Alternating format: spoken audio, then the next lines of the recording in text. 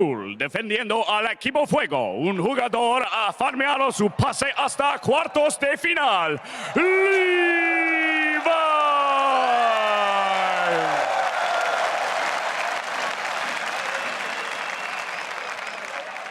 And on the red side, he transformed the competition where he took down Optimus. It's Uzi. Good luck, gentlemen. May the best man win.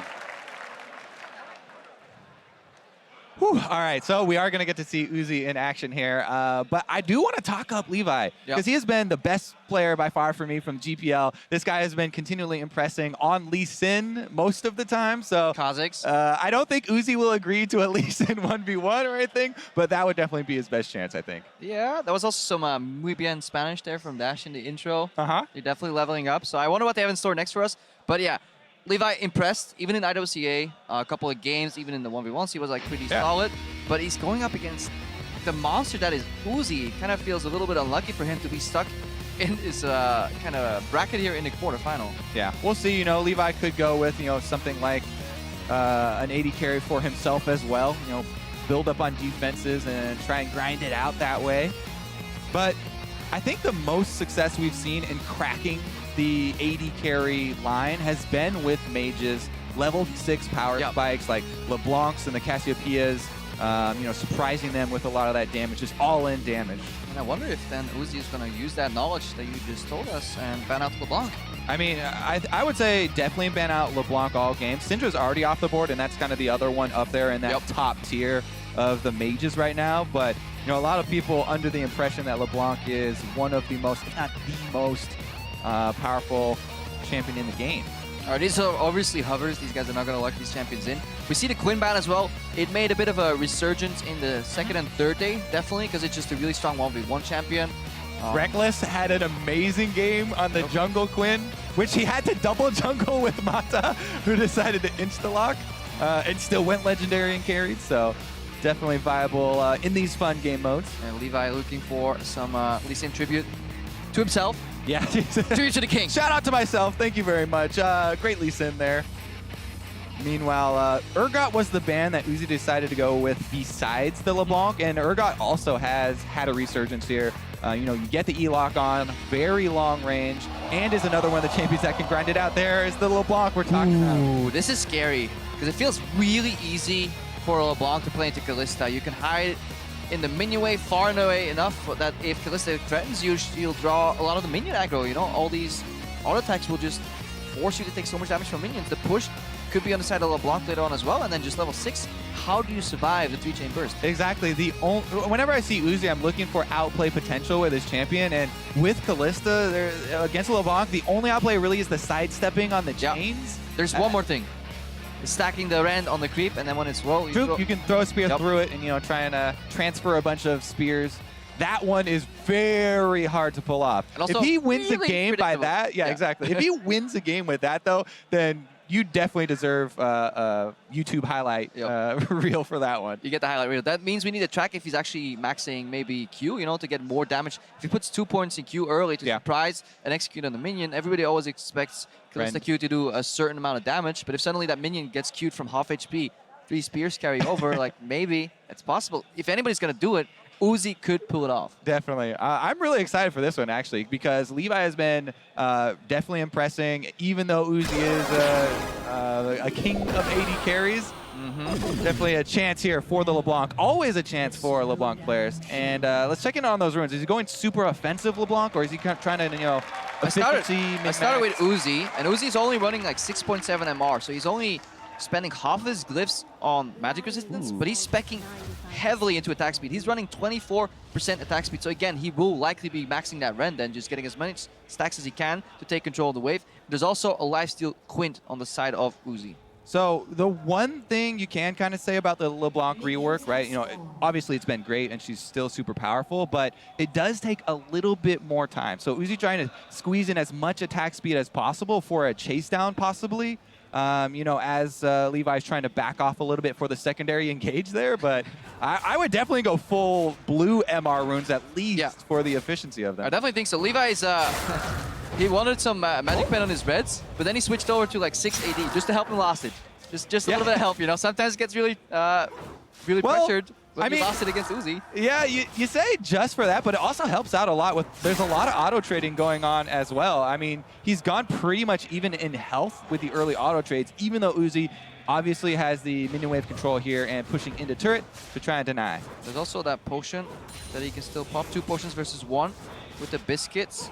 Levi probably running a Thunderlord, just going to confirm that for you guys. He has 0, 18, 12, so everybody's side-specking in the resolve tree. This is not a Ferocity LeBlanc at all, so it's cutting 18 and then 12 in resolve. Yeah, there are just so many high-value, low-tier masteries in there. The flat health is amazing. That being said, Runic Armor, you know, in longer things is a lot better, but so many health regen masteries as well. Yeah, you got the resolve the Perseverance that was pointed out by, or Perseverance, whatever you pronounce it. I'll let you pronounce it however you want. In Europe, we say it Perseverance. So like Americans that make fun of people's accents is just ridiculous to me, because almost all Americans only speak one language, and just the mere fact that you speak multiple languages, I really have no say in criticizing anything there. Yeah, apart from that, it's my job to speak this language. Anyways, Levi dashing in for the relic, so that's a really good trade here. He denies Uzi the leap as he wants to pick up the relic. Uzi still has the push though. All right, yeah, let's get back to this game. We're so focused on the mastery choices for these guys because it is so important, especially in the early levels. But Uzi is stacking up quite nicely here on the Kalista. Does has a very good CS lead, but again, we talk about every time there's a mage picked, it's mostly about the all-in kill that they're looking for on the AD carries. But we're looking at some lack of experience in last inning here from Levi. He lost about 6 creeps right there under the turret, because in 1v1s, this turret deals different damages, so he leaves the range creeps on a sliver of health that you need to last it after, and it takes the melee creeps down in kind of 2 shots, so you need to heavy prep the melee and not touch the ranged ones, and that's where Levi is failing just a little bit. Yeah, I mean, that's the thing, right? If you are waiting for that level 6, it will end up mattering if you don't have enough gold for that extra Doran or for that extra small item that's going to help you in the all-in. Looks like he was just trying to bait a summoner there, fake an all-in or something, but I think he just really wanted to CS before the base, and he was willing to take a bad trade. Yeah. It's on the cannon wave. It's always the best time to base, especially versus like kind of carry that can't do any AoE clear like Uzi right here. He's like manually taking them down 1 by 1, and then the cannon will enter the turret range, making it so that you lose at most 2 or 3 CS. Yeah, I mean, the thing is, it does take not too long to get back to this way. It's even shorter than mid lane or something. Yep. But what he did give up there with that back is the relic spawn. And so there's going to be not only minion wave advantage and a lot of CS advantage for Uzi, but also the extra relic on his side, as Levi could right now run and try and rush to pick that up before Uzi gets back. But concentrating on the minions, needs that tiny bit of extra gold. Yeah, but he's still messing up the CS there too. Like uncontested creeps being dropped there. It's going to be hard for him to seemingly lost it just with autos, and he's wasting a lot of mana, honestly, on farming. And the other thing to me is that if you're going with a mage and you're going with a kill strategy, that's the time when you buy offensive items, right? You buy cloth armors if you're going to try and grind it out. If you're going to try and, get CS leads, if you're going to go for those trades over time, whereas really I would think he would just want as much power for the all-in as possible. He is close to 6, but not close enough here. Not going to fool Uzi with that distortion. Throws it right back at the original spot. And he has this game in a very comfortable position. Yeah, we're approaching level 6. That's obviously where Kalista falls off, because he doesn't have a support to throw in versus the value that Levi gets from his ultimate. But he's so far behind here. Uzi has to play the CS game. I wonder if he's going to get sucked in and all in that he will lose. He has the right summoner spells in the barrier and exhaust. Very predictable damage as well from the LeBlanc. So tried to carry over there. Spears ended up in the back creep. Yeah, I mean, plus minions. This is really good for Uzi. Does shatter, still has spears in him. So does exhaust that barrier. This is going to be it. Uzi on the chase. Ooh, they disengage. All summoners blown. That's actually good for the LeBlanc, in my opinion here. I think that it is going to provide a lot more threat. Let's see what he does with it, too. The minions aren't going to be frozen, so he has no chance at denying and trying to use that brush, but we'll see what he gets on the next back. I definitely do not advise him going more defensive. He needs more power. That was tricky from Uzi, because I feel like he had rent stacks in his opponent. He could have popped it, but I felt he needed like a proxy creep to make that one happen. Yeah, not quite sure, you know, did he use it super early on to try and clear out that last minion? I'll keep the mouse over him right now to make sure we have the cooldowns for the actual all-in. But I think you don't get spears in the enemy creeps if it's on cooldown. I don't think the new rent stacks. Yeah, I think you're right. On cooldown, so he had definitely, but he was just out of range, I think. Wow, really good carry over there, double spear. But he's always looking for the reset. He never wants his rent to get on cooldown, I think. Yeah, and we still have a decent amount of time, right? The CS cap, it will be 100. So only at 58 right now for Uzi. Levi doesn't have to panic or anything. Yeah. It's not just about being level 6 and looking for the all-in. It's so much about the setup as well, because the minions really matter in these. Yeah, especially if you're tanking cannon creep damage right here. But you see Uzi is progressively getting more scared, playing backwards in the lane. He's about 40 creeps to go, which gives ample opportunity for the LeBlanc to hit like level 9 and go for an all-in again, especially now that these barrier and exhaust is on cooldown. I think the momentum's shifting towards Levi. Not if he does that, though. Yeah.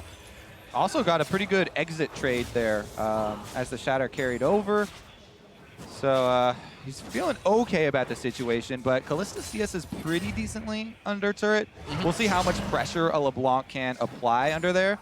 Because Uzi is, you know, inching closer and closer towards that threshold. Yeah, it's the ideal location to play against LeBlanc. She will take damage from the turret if she gets too close, but if he has to use too much mana on CSing here under the turret, Uzi's going to lose his all-in potential. That's a good reset here. Really nice. Got the extra rend damage on Levi, even though he was out of range because of the minion for the activation. And man, with this Vamp Scepter plus a bunch of potions for Uzi, there's no way he loses out in the sustain wars. But he is capped in the all-in because he did not go for no magic mantle. Obviously, 100 to 0, LeBlanc can still get him. We're approaching the second rotation here for summer spells, and that should be good for Uzi then again. Yeah. And you know, we talk about the extra time that Levi had. It's every wave counting against him. A couple of misses there. Ooh. He W'd in place then, right? I think that's what happened for Levi right there. Trying to get to the relic, but minor mishaps, honestly. Couple CS dropped in the early game, couple bad trades. For me, LeBlanc gonna need to recall around 80 CS for Uzi because you're not gonna have enough time. You need to get as much power as possible to be able to set it up so that he's not next to his turret and just have as much AP as you can possibly go for. Because Uzi right now, he's going to go over to 100 CS win. What's going to happen here is that he'll push in the wave, just like you're saying. We're basing for power on the side of Team Fire, but the problem is Uzi can bounce this wave. Yep. This wave will probably naturally bounce unless it gets cleared out very quickly towards Uzi. He can stall, give 20 CS to Levi, but then get the remaining 16 CS he needs to get. And he finishes the heck. Oh, I think it's actually over now. Wait, way to hype this matchup, Kobe. It's well, I mean, it's so tragic, right? We talk about the AD carry, you know, going the defensive masteries is the most reliable way to, you know, gain an advantage in 1 versus 1. And that kind of is the strategy. There are so much more exciting windows for the other champions, though. So everyone kind of roots for the underdogs and against the AD carries in this mode. Just want to see some blood, see people die. Exactly.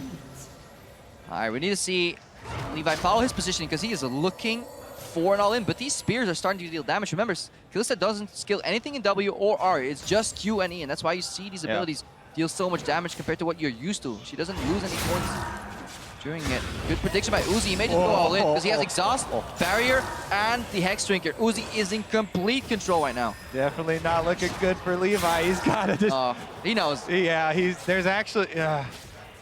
You don't want to call it over because a miracle could happen, Krepo. I mean, somebody can start taking the turret. Uzi, yeah, exactly.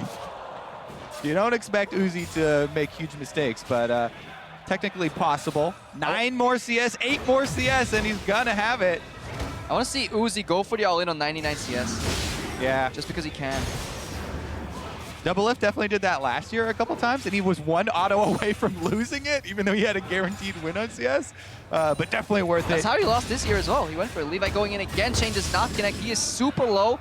There's the exit bounce, but 6 more creeps. I don't think Levi has the time to base right now. Yeah. I mean, unlucky. That's the other thing I love most about the 1v1 tournament. This is not a mode the pros come into the event practicing. So they don't know, obviously, the best thing, but all right, let's see about the all-in here. Uzi, 2 more CS, he can go for it, or try and finish. That's it. There it is, there's your champion. Calm, clean, collected. Crowd isn't really too pleased with it, but it's Uzi, so he gets an applause anyways. It is Team Ice, so they're happy, you know. Give him the golf claps there. Ooh, well done. That's going to be interesting when Uzi pulls this same strategy against Xpeke. Oh, yeah. I think we may... Crowd will not be on your side then. And at this point, the damage is done. Exactly. Like, I mean, in him. this is why we set it up, right? There are so many drawbacks to trying a strategy other than an efficiently ruined and masteried AD carry that's going to try and grind it out and put the 100 CS pressure on you. Hex Drinker defense, plus they're going to have more gold than you due to the early trading.